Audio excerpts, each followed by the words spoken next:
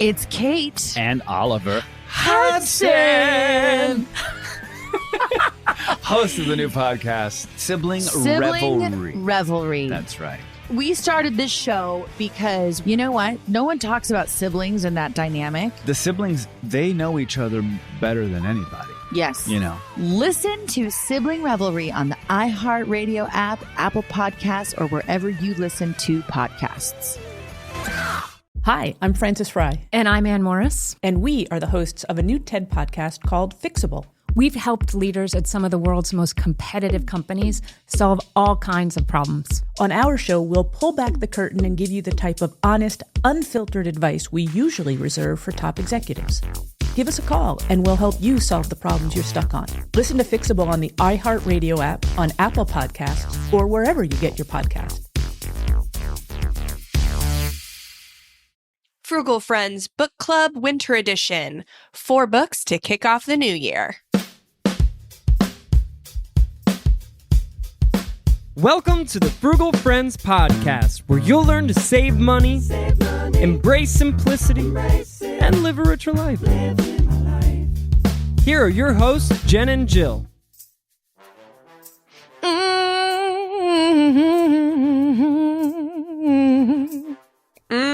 Yes, welcome to the Frugal Friends podcast. And book club. And book club. I am Jen. I'm Jill. And this is, I loved the last one that we did, the book club series, and you guys enjoy book recommendations. So here we are again. We're going to make it a recurrent thing. 3 times a year, we'll give you 4 book recommendations. So you've got a book a month. There you go. It's so great, especially for those avid readers. I am excited. We will use the same scientific method we used last time for the books this time. Yes. It's painstakingly created through many hypotheses and tests. Yeah, testing the methods, lots of iterations. Yeah. Yeah, trial, error, trial, more error. And here we are. So, but first, this episode is brought to you by the 1 week spending makeover. Yes, brand new. You haven't heard it before. Here it is. The 1 week spending makeover. So January 2nd through 6th, mark your calendar. It's the first Monday to Friday of the new year. We are hosting a free 1 week challenge with daily live lessons in your inbox, an exclusive pop-up Facebook community that you also don't need to be part of if you don't have Facebook. It's just a bonus, but you still get everything without it. And the goal of this 1 week spending makeover is that in 5 days or less, you have a clear picture of your past spending, a foundation for values-based spending, and a plan to improve and implement moving forward. We're looking at past, present, and future spending. That's what the spending makeover is. We're doing that in 5 days. There's going to be prizes, free PDF downloads. We're going to be live with you every day, especially that Wednesday right in the middle. So much more. If you want to kick off your 2023 financial goals with a bang, then join us for the 1 week spending makeover. It's free. And you can sign up at frugalfriendspodcast.com/makeover. Oh, I can get a makeover for free? Yes, if you're spending. It's so great. Spending. That's where I probably need it the most. And you're doing especially most of the work. Of the year. Yeah. That's true. Oh, yay. I'm excited for that. Yes. So if you love books, then definitely you're going to want to also listen to our last Frugal Friends Book Club episode, 4 books to read in the fall. And that is episode 235. And maybe you'll resonate more with that group of books than this, but this is a good group. Good group of books here. Good stock. They come from good stock. Good stock. All right. So our famed and prized, trademark patented book selection process. Scientific method for selecting our book club books. It's not a quarter. It's for triannual. I don't know. Triannual. All right. 4 books. Our first book, something old, than 5 years. Our second book is something new, than 1 year. Our third is something borrowed from our listeners. So something you suggested to us. And our fourth is something with a blue cover. Oh, That's such it. A method, such a scientific That is the method.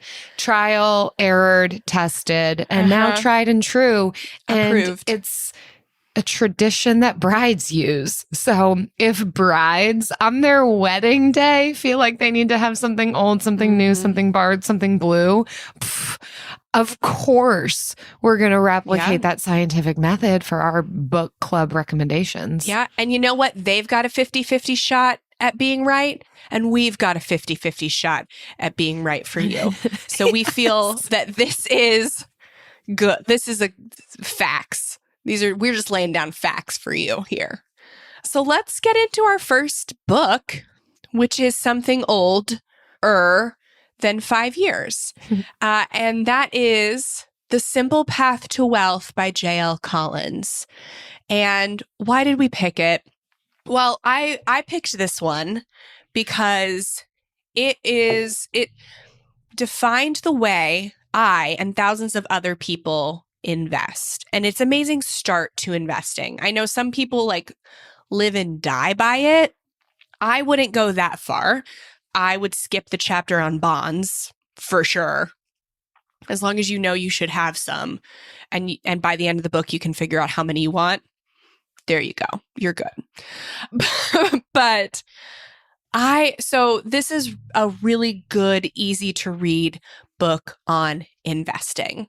And that's why it's been so popular for so many years. It's why it's our something old pick, because it's tried, it's true, and it's really, it's used by a lot of people, even more than our scientific method for picking out books. Well, vulnerability segment. I know we're not there yet, but you are convincing me to read this book because I have not read it. Mm-hmm. But when we talk about throughout our podcast learning and not being afraid to ask the questions and being able to do some of the difficult things or things that we thought were unattainable for us, this is the next step in how we do it. Yes, we can listen to podcasts and we can talk with friends, and that is great. And that will get us decently far. But if there's more that we want to take a deeper dive in, we wish we knew more about, that's where these books are going to come in handy. So especially for building upon tools and resources. And I think books can fit a variety of different needs and means for us. Sometimes we turn to books for escape, sometimes rest, sometimes knowledge, sometimes tangible tools. And certainly this one falls under that kind of tangible tools, lifelong learning category where, hey, I don't know much about investing. Let me fill in the blanks here with something that's being recommended to me. I think that can be part of the problem too. I know I want to learn more about investing or wealth building, but I don't know where to start. Hearing it from you, Jen, and others who have said this has been really helpful for me.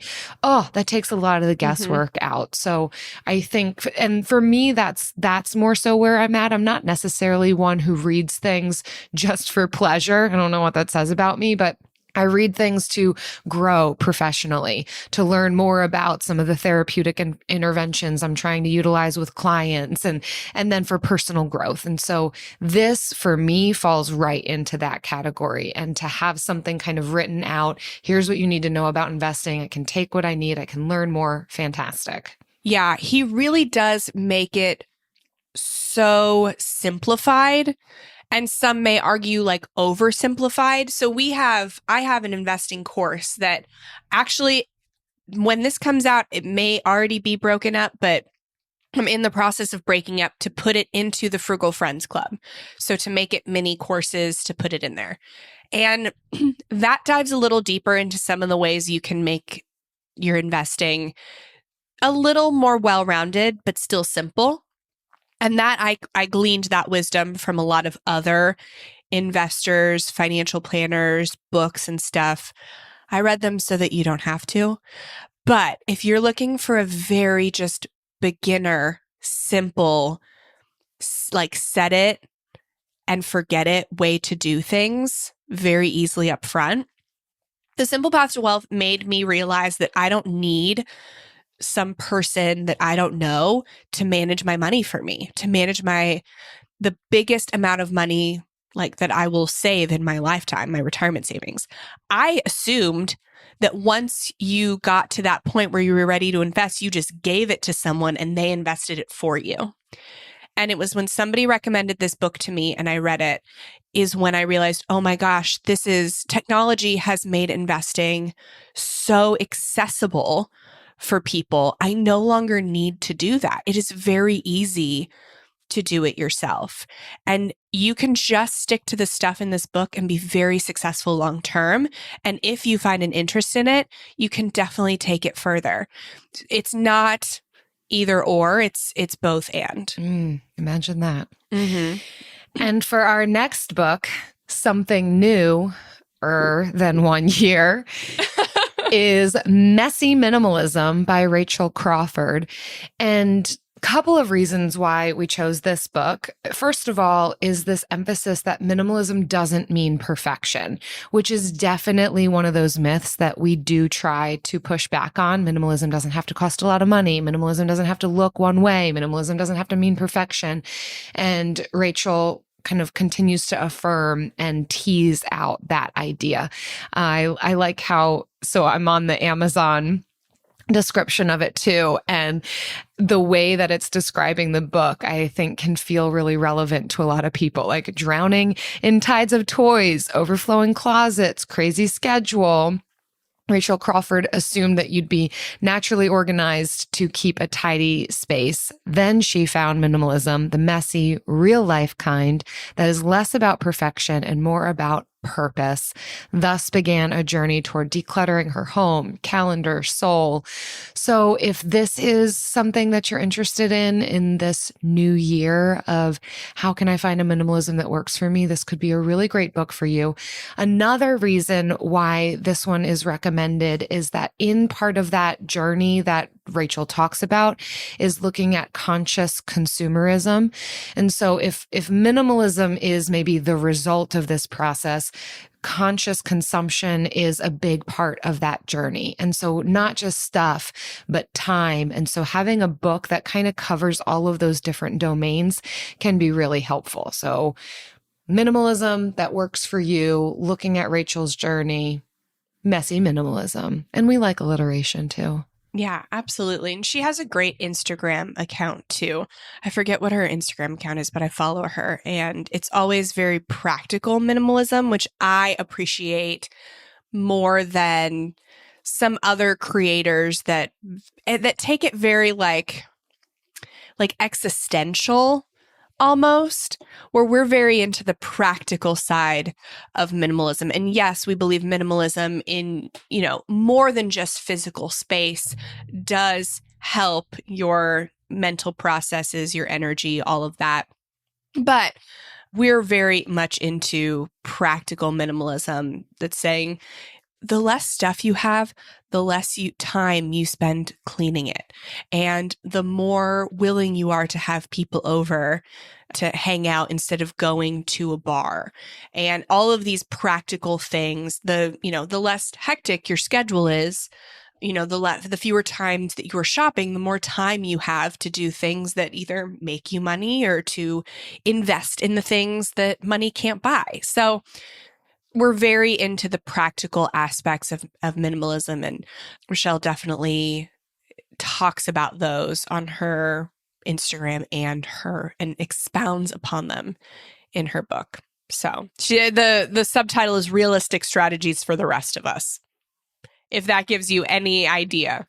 So. And oops, it sounds like it's Rochelle and not Rachel, even though they're spelt. I did try to highlight it, and I highlighted it as you were saying it, and you just kept saying it. Oh, I didn't know. God. I wasn't looking at the outline when you were doing that. You were in the flow. You were in it. In it. It was just sorry, great. Rochelle. Yes. But we will read your book. And that's what you really want. I don't care if somebody calls me Jessica, as long as they listen to my podcast. Some people will call me Gillian, even though my name is spelt with a J. Huh. Gillian. They just Island. think that it should have been with a G and then sounding it out with a G. I don't even know what to tell you. So empathizing with you, Rochelle, in the way that I just butchered your name. AI might be the most important new computer technology ever. It's storming every industry, and literally billions of dollars are being invested. So buckle up. The problem is that AI needs a lot of speed and processing power. So how do you compete without costs spiraling out of control? It's time to upgrade to the next generation of the cloud, Oracle Cloud Infrastructure, or OCI. OCI is a single platform for your infrastructure, database, application development, and AI needs. OCI has 4 to 8 times the bandwidth of other clouds, offers one consistent price instead of variable regional pricing. And of course, nobody does data better than Oracle. So now you can train your AI models at twice the speed and less than half the cost of other clouds. If you want to do more and spend less, like Uber, 8x8, and Databricks Mosaic, take a free test drive of OCI at oracle.com/strategic. That's oracle.com/strategic. oracle.com/strategic. Discover the heartwarming and hilarious world of sibling connections on Sibling Revelry with Kate Hudson and Oliver Hudson. You might be asking yourself, what is sibling revelry? Yeah, well, we just made it up. They'll have some laughs and maybe inspire some people along the way with universal tales of what it's like to grow up with brothers and sisters. We're full-blood siblings, the only full-blood sibling. In our family. Well, not in the world. I mean... No, in the whole world. That's just it. Like, no one... Dive into family tales and explore the human mind with guests like Joel and Benji Madden. And it's fun because we've decided to open it up, to really like all kinds of different siblings. And it's going to be an awesome season. It's more than a podcast. It's a celebration of the ties that bind us. Listen to Sibling Revelry with Kate Hudson and Oliver Hudson on the iHeartRadio app, Apple Podcasts, or wherever you get your podcasts. All right, moving on to something borrowed from our listeners. So every once in a while, we'll get on our Instagram at Frugal Friends Podcast, and we will ask you for book recommendations. And from those, we will pick one to borrow, essentially from your bookshelf, and add to our book club.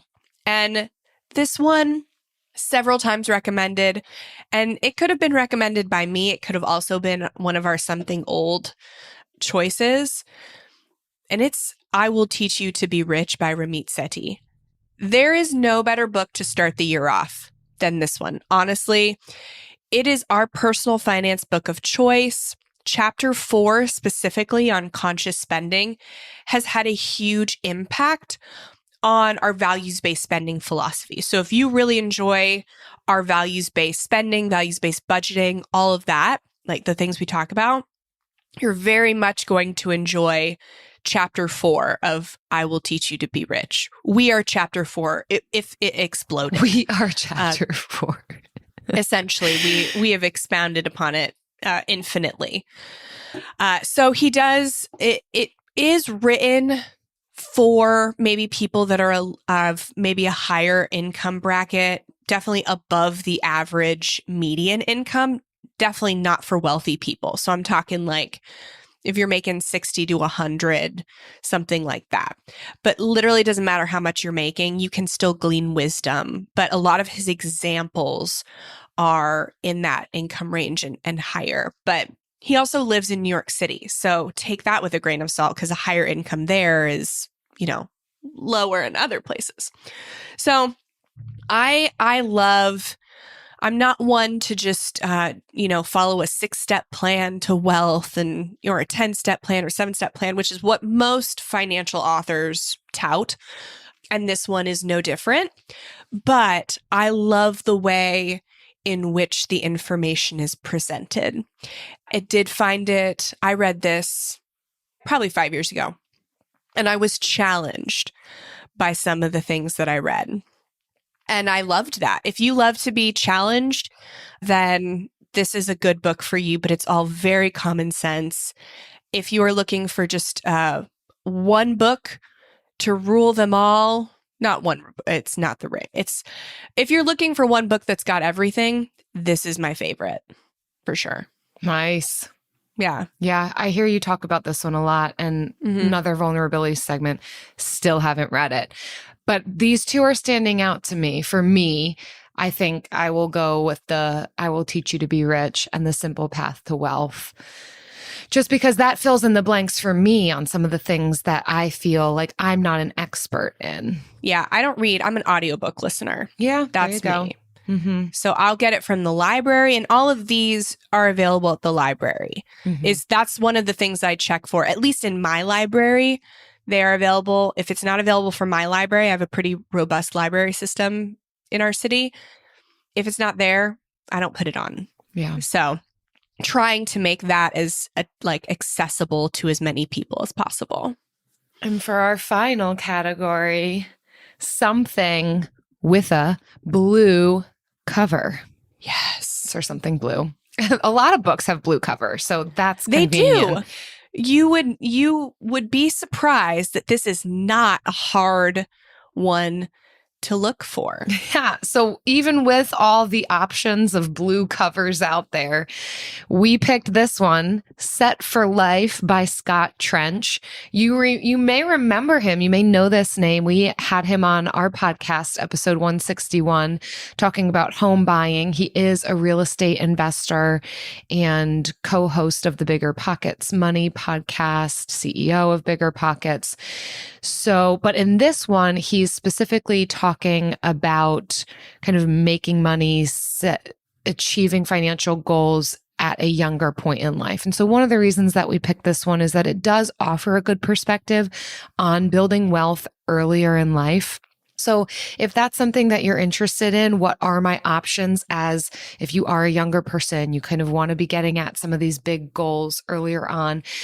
To me, it strikes me a little bit more of that FIRE movement, financial independence, retire early. Not all of that am I or are we completely on board with, but again, alternative perspective, something to get you thinking, him telling his story of what he did. I appreciate the bullet points of what the book is going to be highlighting, saving more income. So maybe ways to live off of 50% and save 50% while still having fun. How to explore possibilities of doubling or tripling your income within maybe a 3 to 5 year range. How to track your financial progress and achieve some of the greatest, most influential results. How to build frugal and efficient habits to make the most of your lifestyle. It's how to secure, in quotes, real assets and avoid false ones that might destroy wealth, looking at real estate and stock investing to generate passive income. So those are a few of the highlights. And if this sounds interesting to you, if this feels like it's going to fill in some of the blanks, some of the questions that you have, some of the things you're pondering, this could be a great option for you. Yeah, I like this one. So I haven't read this one, but I actually before, so there's an updated version, and I think both covers are blue, but the new cover is definitely blue. But I had somebody several years ago read it, and their mind was just blown. And I was already familiar with Scott and, had heard him speak, had heard him, he's a great guy. He's very smart. And what he did was very unique and set him up for long-term success without having to be as on fire or as vigilant as some other FIRE people seem to be. So I just love that. It seems like a very strategic and not extremist way to achieve FIRE, but I also love it because it's a little bit different than I Will Teach You to Be Rich. So you might benefit from reading both, but you might be able to choose which one makes more sense for you in your season. So Ramit is a big proponent for renting. He is a big rent guy. And then Scott over here is like, you should buy a house, like a duplex or something that you can rent out to a roommate, and then do that for several years, and then buy something else, keep renting out the other house, and then just like kind of keep doing that until you feel like you want to settle. So he's big into not like intense real estate investing, and also not intense stock or retirement investing. It just is it's kind of like what we're doing. We're not in our 20s anymore, but we rent out our house, our first house that we ever bought. We rented out, and we bought it with the intention of renting it out. We bought our first house knowing this isn't going to be our dream home. It's not in our dream location. We will rent this out eventually. And we are. And we bought another house now that has a part in the back that we will be renting out. And I don't know if we'll ever leave here. I'm still tired from renovating, so I can't think beyond that. Yeah. But our first house, we didn't even have to renovate. We got a good deal on it. And it was already renovated. So that was great. So yeah, I really love that method.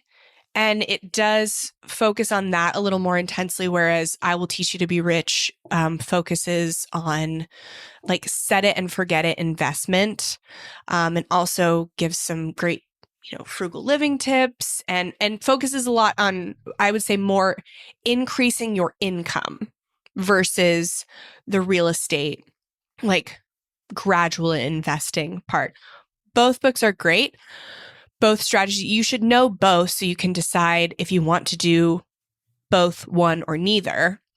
But I love they're both very successful people, and they're doing it different ways. Yeah. And it shows you can be very successful and do things very differently from somebody else who's very successful.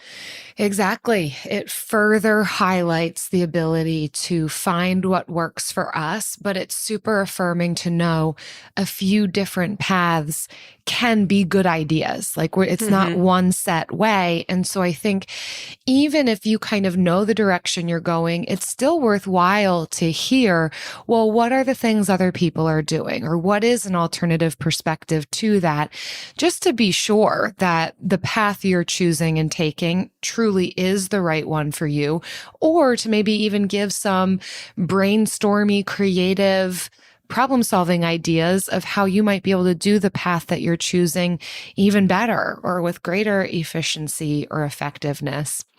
I also love about this list how like seemingly all over the map it is, like talking about wealth building and investing and real estate and minimalism, which also just all falls under the umbrella of how massive this concept of frugality is, but the reality of how complex our lives and lifestyles and the span of life can be and the various decisions that we make. So I think what I would highlight here is identifying what is the one area that you feel like there's a gap in knowledge base, or there's a gap in or barriers to your lifestyle right now. And whether it's on this list or somebody else's list, but picking up a book or a podcast that's going to help fill in that gap so that we can keep growing and getting better at the things that we are saying are important and that we value.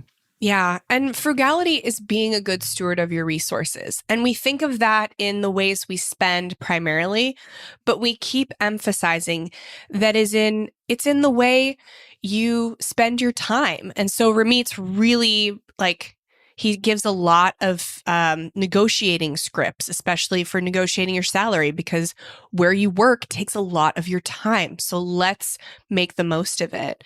And for Scott, where you buy your house, the type of house you buy, that is a big investment. Let's be a good steward of that.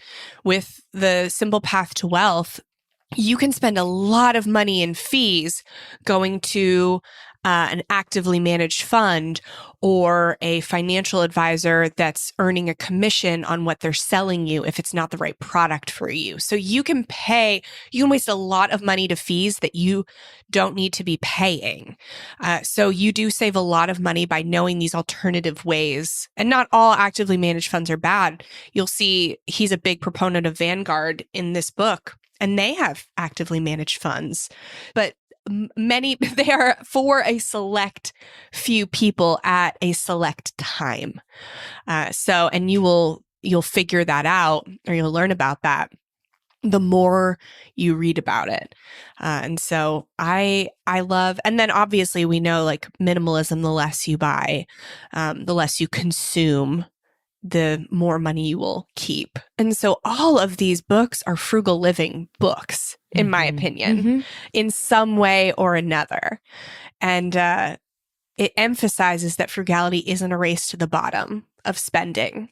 It is good stewardship of every aspect, everything that money touches. Yeah. Yes. And resources includes time, and being a good steward of our time and energy can also include in what ways are we being kind to ourselves, benefiting ourselves, helping ourselves learn and grow. And books are a massive part of that. So are podcasts. So well done being here. Thanks for, you are both listening and learning about books. That's like double time. You're putting in double time right now. You pat yourself on the back today because you are it. You are doing it. The person that you want to be, you are. You are. You have defined yourself in that way. You are her or him. And you're only getting better. Do you know what else? It seems to only get better. Honestly, it does only get better. Well, and we're going to test that theory right now with the Bill of the Week.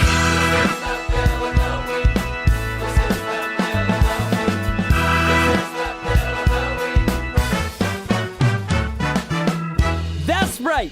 It's time for the best minute of your entire week. Maybe a baby was born and his name is William. Maybe you paid off your mortgage. Maybe your car died and you're happy to not have to pay that bill anymore. Duck Bills, Buffalo Bills, Bill Clinton. This is the Bill of the Week. Hi, Jen and Jill. This is Patty. I live up in Calgary, Canada. And my Bill of the Week that I'm thankful for is something that my parents will be paying for themselves. They had their house become unlivable in Fort Myers, Florida from Hurricane Ian. But my brother in Denver is going to get them in an RV today and come back and install them in an assisted living housing just outside of Denver near him. It's very expensive, but we are so grateful that they will be able to pay it because they have been frugal their whole lives and they have taught me to be frugal. I've paid off my mortgage last year, and if I need to help pay for it, their assisted living, I can, and they will be taken care of and happy and safe. And even though they will miss their friends, their community has been, really tested down there, and they feel terrible about that. But they're in their mid-80s, and we are thankful to be paying that bill. So that's it. Thank you so much. Bye-bye. Wow. Patty, first to your parents.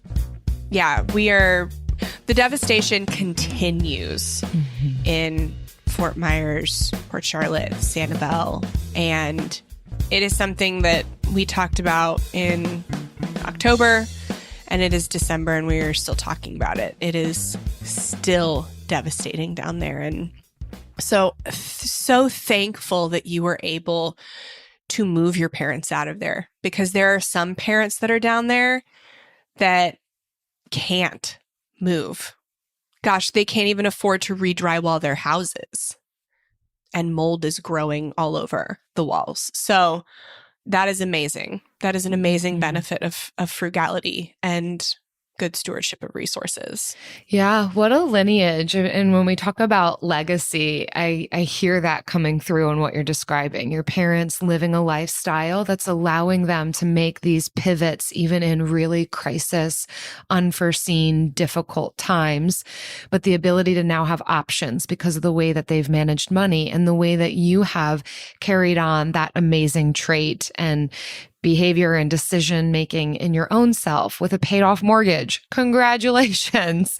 Yes. And the lifestyle that you're living that has afforded that. And yeah, just what's happening now for your parents, your brother, yourself, the peace of mind that can come with that, your parents moving. I mean, I know it's not an easy thing. That's quite a transition, but my goodness, Denver and Colorado is beautiful. I have often said, if I didn't live where I live in Florida, I think I'd want to live in Colorado. So your parents are living that reality. And I hope it's a really great assisted living place for them. I mean, well done on all of these bills. Absolutely. And in that transition. You've brought up a point that I've been passionate about for a really long time, is that you planned well enough to be able to take care of your parents when you needed to.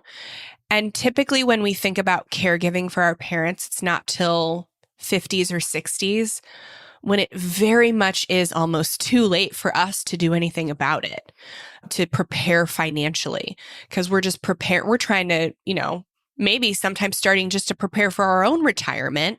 And in that time is when parents start to need caregiving. And if they haven't prepared for it, then that will definitely stall your own preparations for your own retirement, because those needs are more immediate. This is something that we need to be thinking about starting in our 30s, honestly, is what have my parents prepared? What have they not prepared? Do I have the margin or in what capacity do I have the margin to be able to prepare to help them? And how will that be divided between siblings, if it will be? So this is something that nobody wants to think about. Everyone will deal with. The average age people say they want to retire, in a survey, people said 64 was the year they wanted to retire. The actual average retirement age is 61. And that's not because people are saving more and being pleasantly surprised and retiring early. That's either because of A, health reasons, or B, caregiving reasons, where they have to leave their work to care for either their parents or their spouse's parents or something like that. Those are the two most common reasons. And so this impacts your retirement, thinking about your parents. And Patty, I'm so glad that you brought this up and you were able to have parents that prepared themselves and taught you to prepare, not only so that you can, support yourself, but you can, bless your parents should they need it, should a random hurricane throw off their plans for retirement. Yeah. So this is something I want to talk about more on the show, do an episode in the new year, but yeah. Thank you, Patty. Thank Congratulations. you, Patty, for highlighting all of this. So much food for thought and highlighting just another episode that we need to do. But you are just modeling well the way that this can look. And again, I do hope that this transition goes well for your parents. Thank you so much for your bill. If you all listening are in a similar position of the ability to help your parents, or the things that you've learned from your parents, or having a paid off mortgage, who knows? There's so many different bills, or just, a bill. Have a parent named Bill. Yeah, that's all we require. Yeah. We're loosey-goosey over here. Visit frugalfriendspodcast.com/bill. Leave us your bill. We are ready for it. Discover the heartwarming and hilarious world of sibling connections on Sibling Revelry with Kate Hudson and Oliver Hudson. You might be asking yourself, what is sibling revelry? Yeah, well, we just made it up. They'll have some laughs and maybe inspire some people along the way with universal tales of what it's like to grow up with brothers and sisters. We're full-blood siblings, the only full-blood sibling. In our family. Well, not in the world. I mean... No, in the whole world. That's just it. Like, no one... Dive into family tales and explore the human mind with guests like Joel and Benji Madden. And it's fun because we've decided to open it up, to really all kinds of different siblings. And it's going to be an awesome season. It's more than a podcast. It's a celebration of the ties that bind us. Listen to Sibling Revelry with Kate Hudson and Oliver Hudson on the iHeartRadio app, Apple Podcasts, or wherever you get your podcasts. From the studio who brought you the #1 podcast, The Piketon Massacre. This is Murder 101. A group of high school students started a project to research a string of unsolved murders. Those murders happened in the mid-1980s. He's out there doing stuff. He just didn't stop. Everything that the students predicted through their profile turned out to be accurate. Redhead killer profile. Male, Caucasian, 5'9" to 6'2", 180 to 270 pounds. Unstable home, absent father and a domineering mother. Right-handed, IQ above 100, most likely heterosexual. There is no profile of this killer except for the ones the students created. Just because some of these women no longer have people to speak for them does not mean that they deserve to not be spoken for. What if this guy's still alive? Like, what if he comes after us? I said, are you going to kill me? And he said, yes. Listen to Murder 101 on the iHeartRadio app, Apple Podcasts, or wherever you get your podcasts. And now we're moving into lightning round. Oh, okay. It is time for the lightning round to get vulnerable. So let's talk about it. Okay. This what you one got? Is for What's Gold. the vulnerability? I love how just jump. Goldie didn't even like give us any like runway. She just jumped to intense. And her question for us today is a book that made you question everything that you know. And Jill, I'm puzzled by your answer. I look forward to hearing your explanation about it. I feel like you want me to start? Yeah, because you've got probably like a more realistic answer. Because I wrote down a book. Because I wrote down a book. Yeah. Is that why I should start? Yeah. Huh. Okay. Because you took the assignment seriously. I understood the assignment. Yeah. Okay.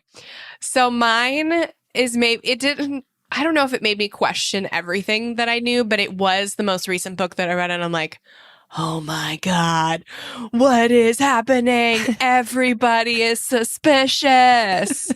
Skeptical of everything, everywhere, ever. Which I already am, but this just made me more so. Lean in. And nobody is surprised. The book is called Cultish. And hold on, let me pull up. I listened to the audiobook for free from Hoopla, which is my library system's audiobook and ebook app. All right, so it's called Cultish, The Language of Fanaticism by Amanda Montell. And if you like cults, this is the book for you. And so this author, Amanda Montell, she's a linguist and she studies language and specifically cult language because her father, I think, was in a cult. So they push back on the term brainwashing and they say that, and this is fascinating because I've always had this like belief, the smartest people in the room join cults. Honestly, like if you look at the history of cults, like anybody can get into a cult. So you just have to be aware so that that's not you. And this kind of emphasizes that and saying that cults don't actually brainwash. They use very specific language to make people feel part of a tribe and then to make them feel indebted to the tribe and then kind of make them feel like they can't leave. So that is it was like, and they're like, it's not just cults. It's everywhere. Yes. People use this language, this cult language everywhere.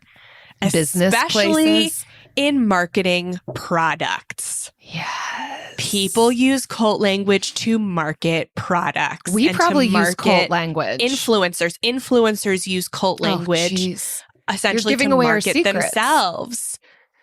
I mean, we've never used cult language with you guys, but maybe we'll start. Say never. You're right. Every time I say never, we always start. But are you recommending this book? Is this yes. like the bonus round of so that I want you to know when we start using cult language, I want you to know that I want you to be able to identify. Be fully aware of what we're doing. Yeah. It is insane. Very good book for anybody that likes cults or just how language is used to twist reality. Wow. Has very little to do with frugality and just more to do with, well, free entertainment. This book was probably free. Okay, it was free entertainment, but then also it exploration. it goes into health and fitness, right? So we always say like these health and fitness places like SoulCycle, Peloton, they have cult followings, and they have cult followings because they use cult language to create super fans. And like Peloton's not a cult, but people are buying $2,000 bikes and biking every day and spending the money on the annual membership, and they're doing all this stuff because they feel part of a tribe and they feel indoctrinated into it. You know, nobody's going to shun you if you leave, but yeah, I mean, but that's how they get you in. But you might lose. I mean, how much of the community you're a part of you can lose communities when you leave places. What's the thing you do? CrossFit? Thank you. Oh, that's the first one they mentioned, Jill. CrossFit is the first one they mentioned for cult language. But imagine if you do, like, you're not going to, not maybe intentionally or maliciously, but you certainly won't be going to all the community things that they do. You would lose community if you no longer did CrossFit. Yes, absolutely. And I love my community CrossFit. It's one of the reasons I do it. But obviously, it's like not my closest community. It's not the tribe I identify with. So, but yes, that community focus is a big part of why I am so committed to it. And yes, no, CrossFit, they start out the book with a yoga cult and then CrossFit. And I was like, okay, girl, we are getting spicy, but I'm here for it. You kept reading. What else you got for me? Yeah. So it is a fun read. Well, similar to some of the different episodes that we've talked about with marketing tactics and how knowing marketing tactics can help us to spend more wisely and intentionally and be privy to those things. It sounds like this is kind of right up that alley in a more intense way. Yeah. But this is what a lot of organizations, businesses, sales teams are trying to do. Make us feel like we belong and and they want the next on that. And here's the thing. This is a small spoiler alert. The next cult wave, because there's cult waves. Like every decade has a different type of cult wave, you know? So you've got your hippie type cults in the 70s, and you got your tech and space, mostly space type cults in the 90s. And she says the next cult was going to be consumer based. Like they're already seeing it. Multi-level marketing? Based. No, I mean, yes, she does talk about multi-level marketing. Absolutely. But it's going to be these cult followings of influencers and the products they hawk and the products they create. So that's what the cult, I mean, Taylor Swift just broke the internet. With ticket sales. Yes. Yeah. I mean, our internet went out for 2 hours. And we just realized it was at the very time that Taylor Swift tickets went on sale. And I love that. It may not be the exact reason that my internet went out, but I will believe that that's the reason. Yeah. And we're already seeing instances where influencers are trying to start their own like kind of cults. And they talk about, she talks about that in the book, like influencers, the new cult leaders. And it is fascinating. It did make me question everything that I knew because I already kind of thought that way, but it was, it's not conspiracy theorist either. It's not like that, but it's just how these people use the language in the same way that, you know, the leaders of Jonestown and Scientology and all of these other things, they use very similar language. Interesting. Very interesting. Mm-hmm. I feel like I'm part of a book club right now. Just the way we talking about we this. Probably talked about this one more than all the other books. It should have been, it's a new book. It would have been our something new. Yeah. Wow. So. All right, Jill. How about yours? a book that made me question everything that I know. I said, my journal. It is a book. Two ways of looking at this, okay? Well, maybe more than that. I'll back it up by saying, you've heard me already describe this. I don't read many books. I don't know what to tell you, folks. It's not my main way of spending time. I swing hammers. There are many listeners out there who will feel seen by that. Okay. Don't feel ashamed. And so in the books that I have read, I can't say that I questioned everything I knew. Life just isn't that extreme for me. But that being said, I'm not even lying with this. This would have happened a couple years ago. I was going through my old journals and reading them, and it did feel like a little bit of a upside down reality for me, just to realize and recognize what I used to think and say and do. If you would have asked me what kind of person was I at 10 or 11, I probably would have had a very different answer for you than what my journal of a 10, 11, 12-year-old said. It wasn't even cute though. That's the thing. It wasn't even oh, this is so heartwarming looking back on this. I could not stomach reading the things that I wrote at 10, 11, 12. What were you writing? I threw them out. They were just so silly and ridiculous, but not in a cute way. I can't about even. Boys, I feel like I blocked it out. Yeah, just this stupid stuff I wrote. And that stupid 10-year-old. Who is That's this? not to say, if you're a 10-year-old and you're listening to this, definitely journal. You're probably way cuter than I am. You're going to enjoy looking back on those journals. But for me, it held nothing. It held no version of sentimental value. I threw them out. What's one thing? Okay, give me one example. What wasn't cute?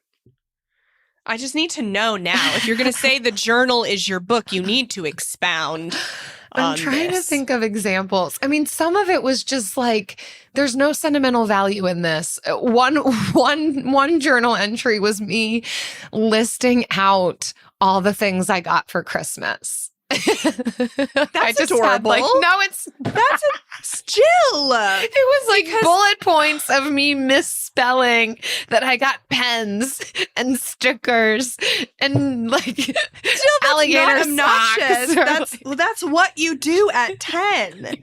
What else is going? There's nothing else in your life that should be more important than what you get for Christmas. Or that's just sad. Me complaining at 11 that I haven't had a boyfriend yet and no boys like me and no boys are ever gonna like me. It's just it's just so we all gross. Felt that way at 11. Sometimes we feel that way at 31, You are 11. Some people feel that way at 31, okay, Jill? Don't. And you know what though? You're fine. It felt like the 11-year-old me was journaling as if I was 43.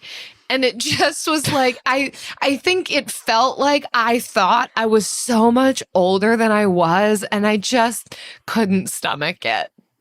I'm there's never again going to be a moment where I want to read this and remember that these were the thoughts that I thought.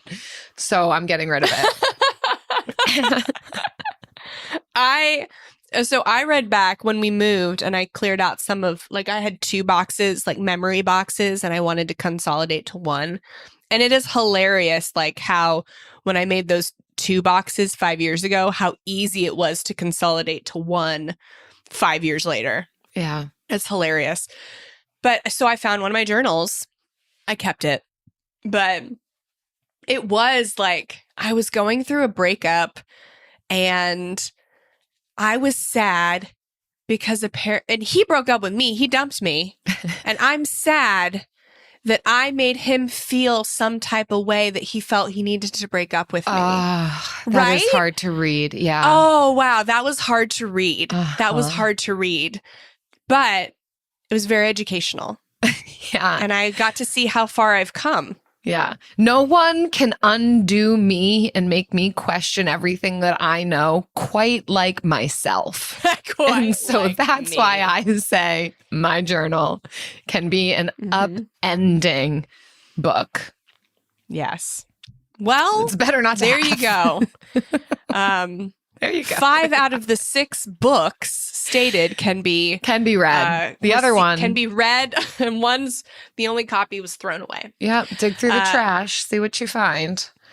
And we hope that you get to read at least one of them this winter/early spring. Yes. And let us know what you thought of it. Let us know if we were on the money, or if you're like, actually, you should probably talk about this one next time. And I know we keep saying book club, and what we mean by that is these are the books we're recommending. Pick one, start your own club, or you could also join our membership where people are able to get together in a club and talk with other fellow frugal friends. Frugal Friends Club, where we facilitate people coming together that have all heard this episode and are like, maybe I want to read this book with other people, but nobody else in my life is a frugal friend. Not true. They are there. They're at the Frugal Friends Club. Yes. Speaking of that private community where those monthly money challenges, book clubs, accountability groups are happening, we want to call out one of our members, Corey, who shared, to my surprise, something actually came up that I did not want to make time for in my schedule this week, so I said no. Boundaries. This is from last month's Simplifying Challenge, where one of the weeks you had to simplify your schedule in some way.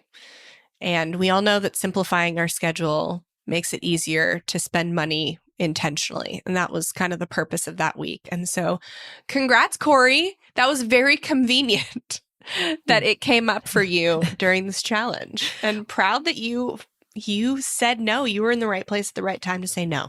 Yep. No more excuses needed. No is a full sentence.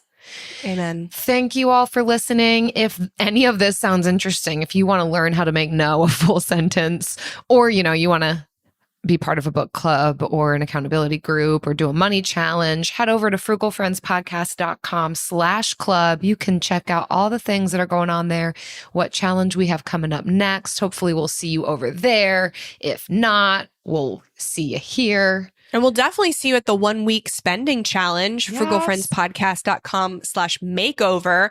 That is going to be just a small introduction to what we are doing over in Frugal Friends Club. It's just like a tiny little piece of the pie. So if you're kind of like, I want to try out the Frugal Friends Club, then join us. frugalfriendspodcast.com/makeover. And you'll probably meet some of our members over there doing their extra credit in the 1 week spending makeover. So we'll see you. We'll see you somewhere.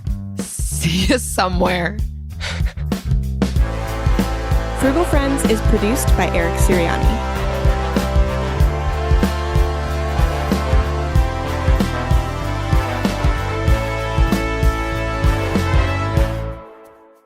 When do you do most of your book listening?